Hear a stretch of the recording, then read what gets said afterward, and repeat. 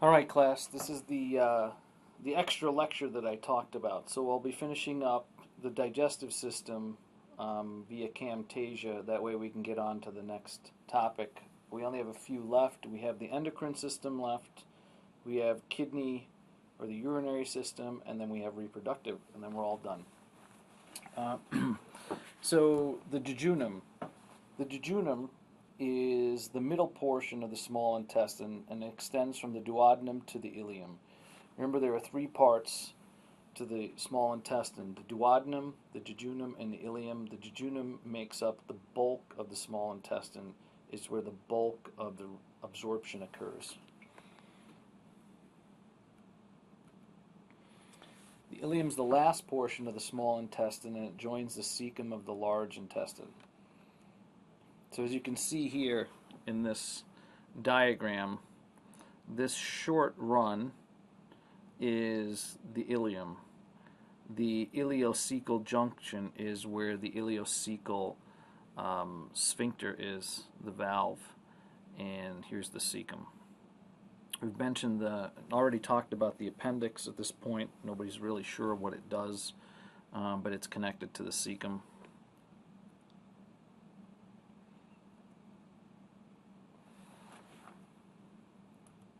So we've talked about this before in other units where the small intestine has modifications that increase the surface area.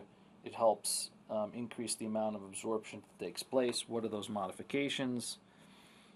They include the overall length of the small intestine. Remember, our small intestine is somewhere between a a ruminant type animal, an animal that's an herbivore, or an animal that's a pure carnivore. The lining of the small intestine is folded, has these circular folds, and the circular folds have finger-like projections called villi, and then the villi have microvilli to even further increase the surface area. So here are the circular folds, and in those circular folds you then have villi, which then have microvilli on top of them. This is a picture we've seen before. You can see the microvilli here of the epithelial tissue. Again, you have the epithelial tissue here. And these epithelial cells are designed specifically to be able to absorb lots and lots of materials, and so you have what's technically referred to as non-ciliated columnar. And then you have part of your lymphatic system, right? You have your capillary, the arterial side of the capillary, the venous side of the capillary. Remember that this is called a lacteal. This is a type of blind-ended or open-ended lymphatic vessel, and this is where most of the fat is absorbed into the system and eventually makes its way into the bloodstream.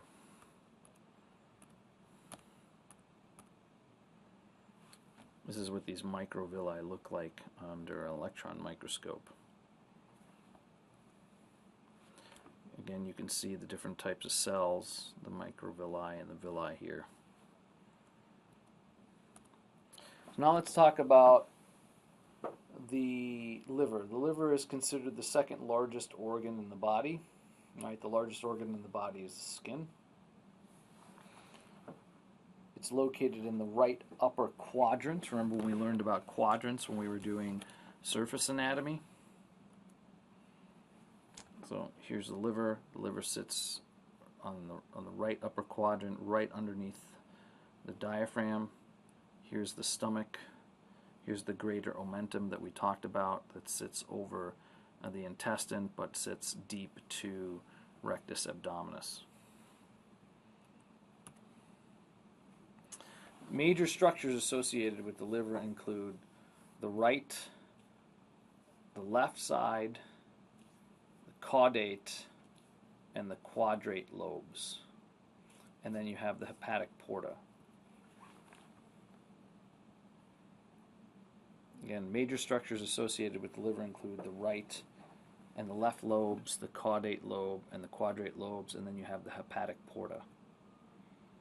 Don't worry about the lab. As you can see in this picture, the right lobe is large, the left lobe is smaller. You have the falciform ligament that separates the two. Here you have the round ligament, the gallbladder's on the back side here. If you go on to the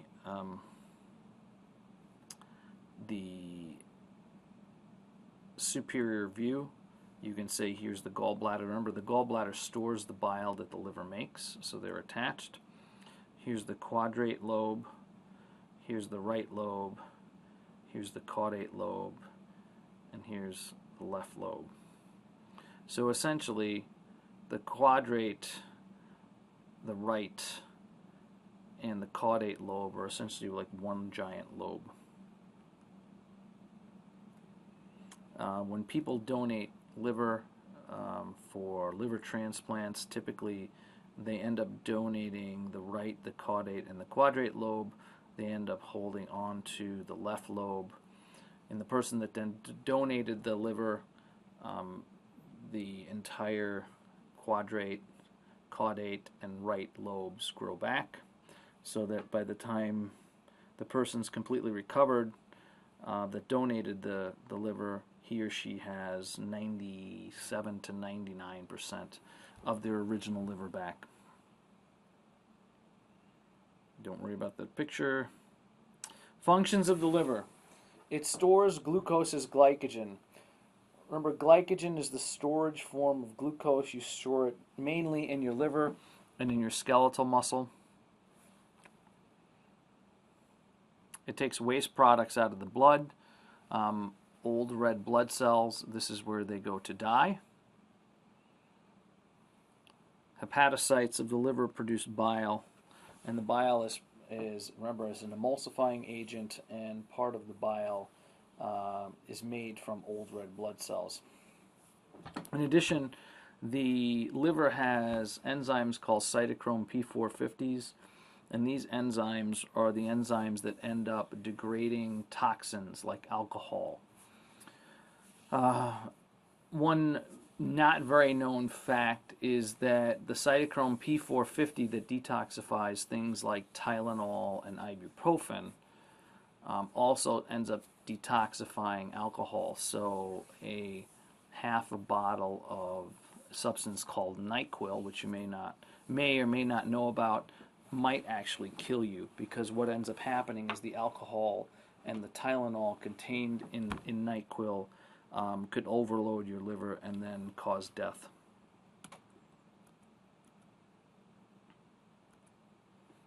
There's a few ducts associated with the liver. They include the common hepatic duct, the right and left hepatic ducts, the cystic duct, and the common bile duct. Again, you have multiple ducts associated with the liver. It's got a ductwork system, so this is what's considered a exocrine gland, right? Exocrine gland. So you have the common hepatic duct, the right and the left hepatic ducts, the cystic duct, and the common bile duct. In this picture, you can see that the cystic duct comes off of the gallbladder. You then have the left and right hepatic ducts, which come off of the liver. The cystic duct and the right and the left hepatic ducts come together in the common bile duct, right? And then these all fuse together in this major duodenal papilla here. And where the pancreatic duct comes together with the bile duct, this is what's called a hepatopancreatic ampulla, or also known as the ampulla of Varder.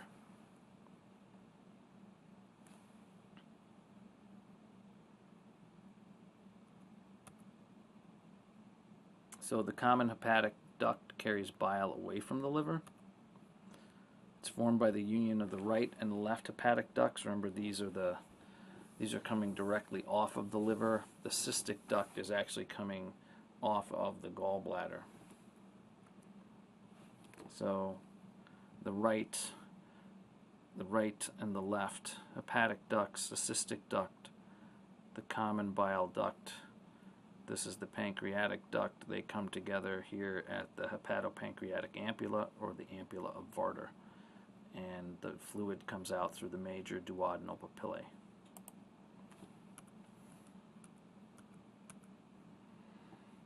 The common hepatic duct joins the cystic duct from the gallbladder to form the common bile duct. Again, that would be here.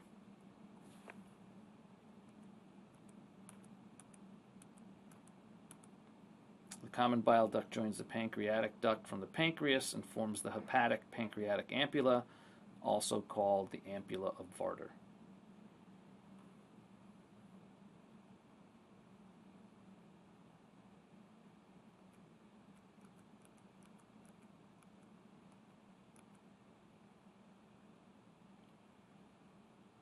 And this is just repetitive of what I said before. The hepatopancreatic ampulla, where the common bile duct and pancreatic duct fuse, drains via the major duodenal papilla into duodenum of the small intestine. This is where the majority of these enzymes come in to finish the breakdown of fats. Remember, you've got lipases being produced from the pancreas. You've got trypsin and chymotrypsin.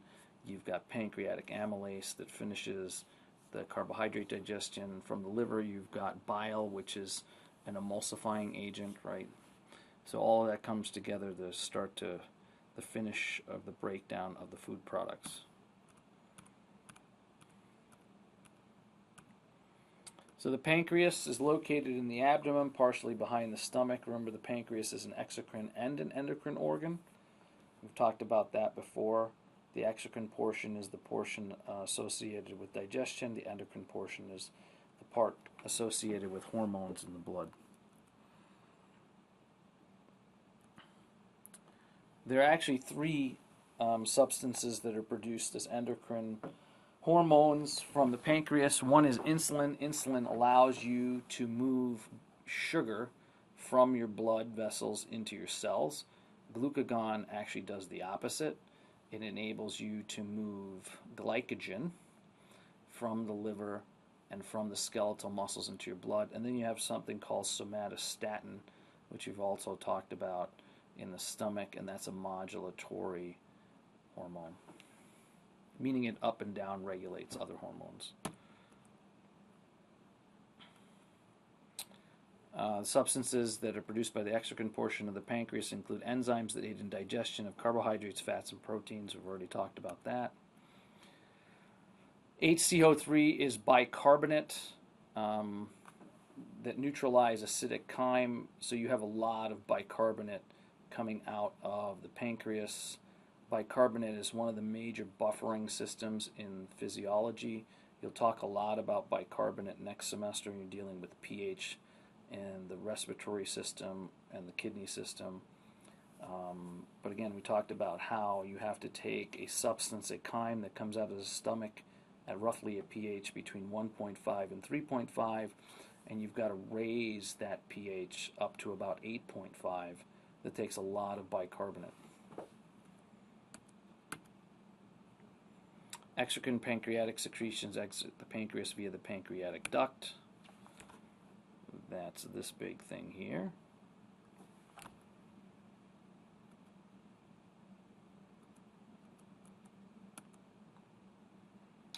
Finally, we get to the large intestine. So we've taken this trip, right?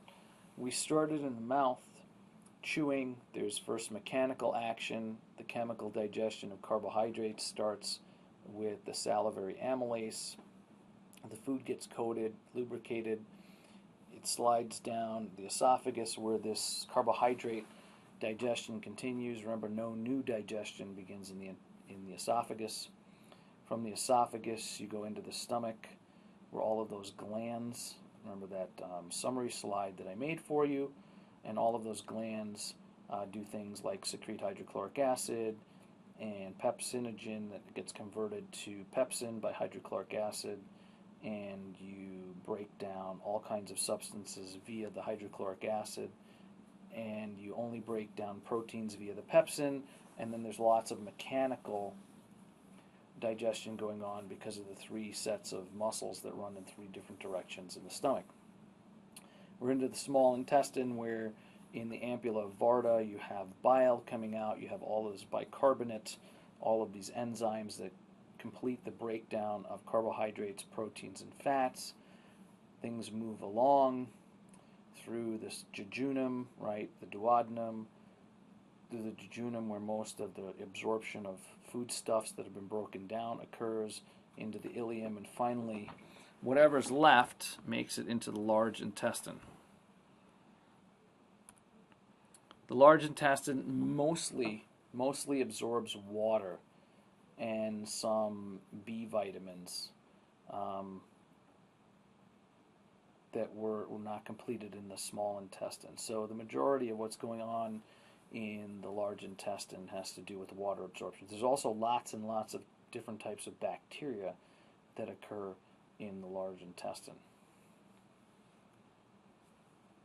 And then ultimately you have elimination of waste products, because the large intestine goes from the small intestine to the anus.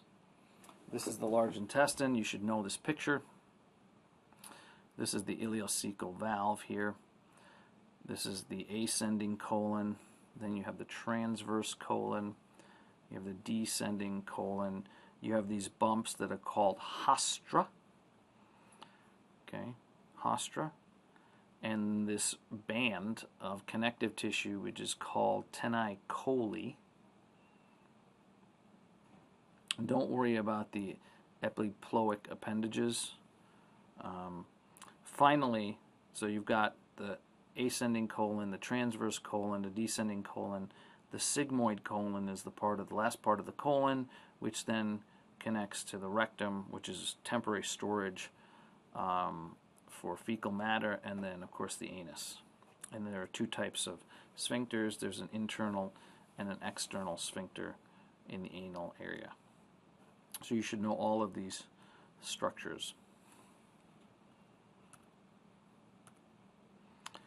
So the divisions of the large intestines are the cecum,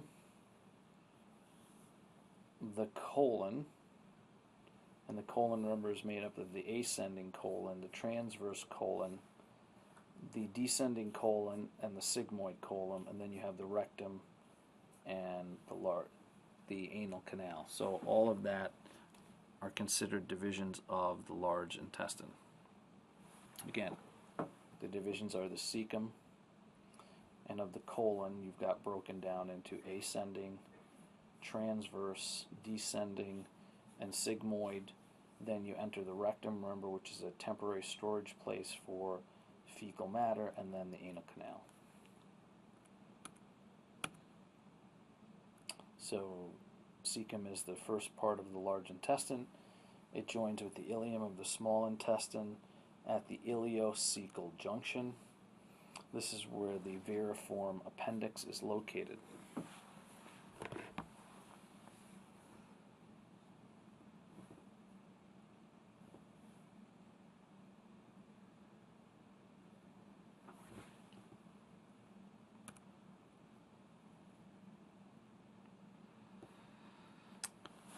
May play a role in immunity, can collect bacteria. Again, we don't really know what the appendix does. These are just some theories.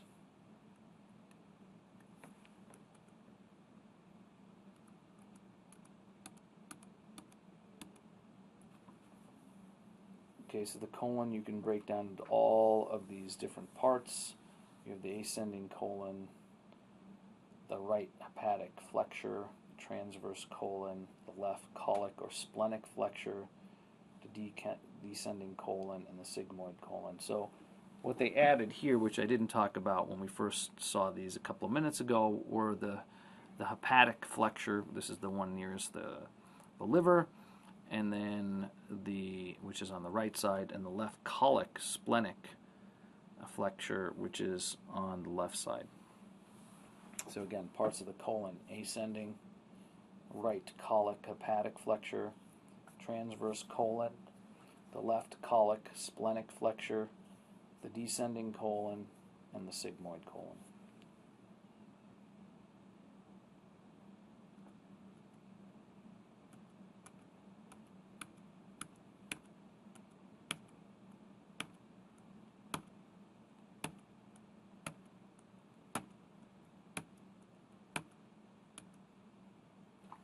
rectum is the portion of the large intestine located between the sigmoid colon and the anal canal.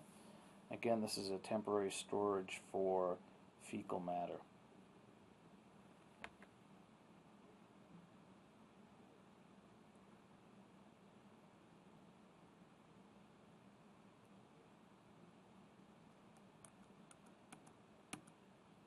Anal canal is the last 2 to 3 centimeters of the digestive tract. It extends from the rectum to the anus, is the opening of the anal canal to the outside world, surrounded by internal and external sphincters. So the anal canal is very, very small.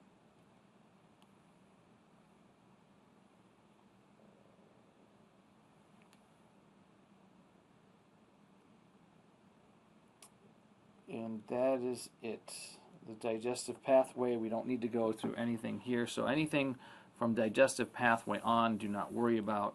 So this is slide 109. That means you really only need to worry up until slide 107.